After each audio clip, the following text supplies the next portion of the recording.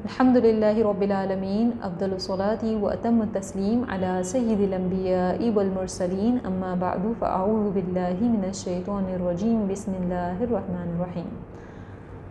الحمدللہ ماہ محرم الحرام ہمارے درمیان موجود ہے، جو کہ حرمت والے مہینوں میں سے ایک مہینہ ہے، اور اس مہینے کی حرمت کی وجہ سے ہی اسے محرم الحرام کہا جاتا ہے۔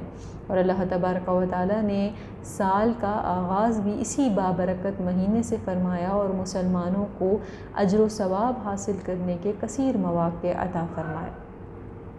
اور اس ماہ میں عبادت کی فضیلت کے سلسلے میں مسند احمد کی حدیث مبارکہ ہے کہ نبی کریم صلی اللہ علیہ وسلم کی بارگاہ میں ایک شخص حاضر ہوا اور عرض کیا رسول اللہ صلی اللہ علیہ وسلم کہ میں رمضان کے علاوہ کس مہینے میں روزے رکھوں؟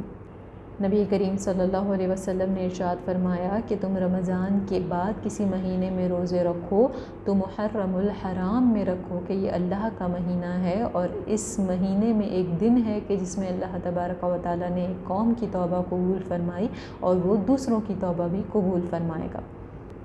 اسی طرح صحیح مسلم کی حدیث مبارکہ ہے کہ رمضان کے بعد سب سے افضل روزے اللہ کے مہینے محرم کے روزے ہیں، اور اس ماہ مبارک کی 10ویں تاریخ کو بڑی فضیلت اور اہمیت حاصل ہے۔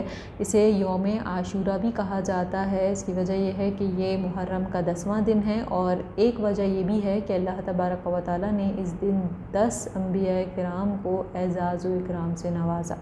اسی دن اللہ تبارک و تعالیٰ نے حضرت موسیٰ علیہ السلام کو فرعون سے نجات عطا فرمائی۔ اسی دن حضرت نوح علیہ السلام کی کشتی جودی پہاڑ پر ٹھہری۔ اسی دن اللہ تبارک و تعالیٰ نے حضرت یونس کو مچھلی کے پیٹ سے نجات عطا فرمائی۔ یہی وہ دن ہے جس دن حضرت آدم علیہ السلام کی توبہ قبول کی گئی۔ اسی دن حضرت داؤد علیہ السلام کی توبہ قبول کی گئی۔ یہی وہ دن ہے کہ جس دن حضرت یوسف علیہ السلام کو کنویں سے نکالا گیا۔ اسی دن حضرت ابراہیم خلیل اللہ علیہ السلام اور حضرت عیسیٰ علیہ السلام کی ولادت ہوئی، اور اسی دن حضرت عیسیٰ علیہ السلام اور حضرت ادریس علیہ السلام کو آسمانوں پر اٹھایا گیا۔ اسی دن حضرت یعقوب علیہ السلام کی بینائی واپس لوٹائی گئی۔ اس کے علاوہ بھی کئی تاریخی واقعات اس دن رونما ہوئے، جس کی وجہ سے یہ دن بڑی فضیلت کا حامل ہے۔ اسی لیے اس دن روزہ رکھنے اور عبادت کرنے کی بڑی ترغیب دی گئی ہے، جیسے کہ صحیح مسلم کی حدیث مبارکہ ہے کہ نبی کریم صلی اللہ علیہ وسلم جب مدینہ المنورہ تشریف لائے تو انہوں نے ملاحظہ فرمایا کہ یہودی اس دن کا روزہ رکھتے ہیں، تو آپ علیہ السلام نے ارشاد فرمایا کہ تم اس دن کا روزہ کیوں رکھتے ہو؟